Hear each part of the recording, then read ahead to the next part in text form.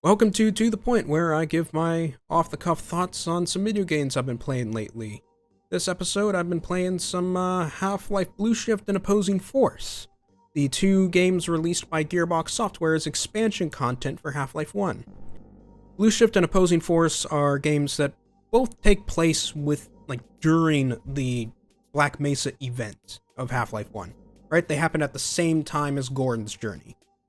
In Blue Shift, you play as a B. Calhoun, a security guard at Black Mesa, which is implied to be Barney Calhoun, but might not be because there are a lot of contradictions if that really is the Barney from Half-Life 2.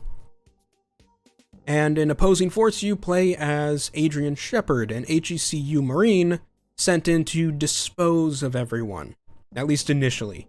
Both characters end up getting stuck in Black Mesa and have to find their own creative ways to escape, killing a bunch of monsters in the way and solving a bunch of weird puzzles that the destruction has caused. What do I think about these games? Well, these are only really games that you can appreciate if you're already familiar with Half-Life 1. They don't have the same Valve touch that Half-Life 1 does, and they also kind of require some context. New players would not feel that Opposing Force and Blue Shift would be very friendly to them, especially with the difficulty that some of them provide. I don't want to die! Those poor bastards.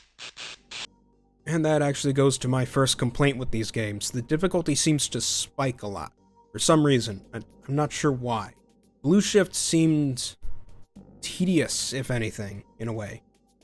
A lot of stuff just felt like it took forever, rather than actually being much of a challenge.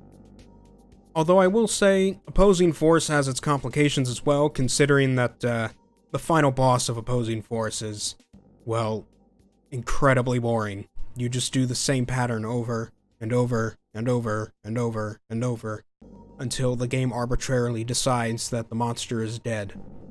And in Blue Shift, there's not much of a final boss at all, really. You just escape. That's it. The games both try unique things with the Half-Life formula, giving you new weapons and whatnot, but in the end, it's still the general same gameplay as Half-Life 1, just with some new guns to play with. And the story is incredibly ramped up as well. There's significantly more dialogue scenes in Half-Life Blue Shift and Opposing Force. In Half-Life 1, the story, the dialogue specifically, was only relegated to pretty much the beginning and the end. You only got small little moments of people talking to you if you went out of their way to meet them, right?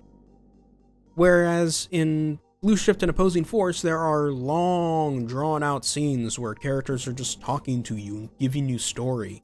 And sure, it's Half-Life, so you could just run around and ignore them, but it's still there, and it's still very noticeable, if you get what I'm saying.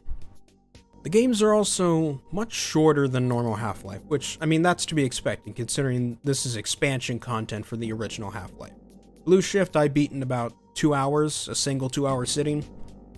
And Opposing Force I beat in 2 sessions, and I believe Opposing Force took about 3 hours for me to beat, and that was mainly because the difficulty was way higher.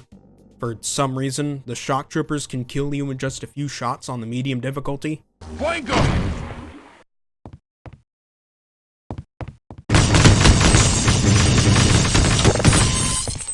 All in all, Blue Shift and Opposing Force are games that, while enjoyable, can get tedious and or annoying in certain places, and are really only enjoyable if you're already an established Half-Life fan and are familiar with the way Half-Life 1 functions, because they're not exactly new user-friendly games, if you get what I mean. So that concludes my thoughts on Half-Life Blue Shift and Opposing Force. And with that, I am TheRatMan, and I will see you all later. Goodbye.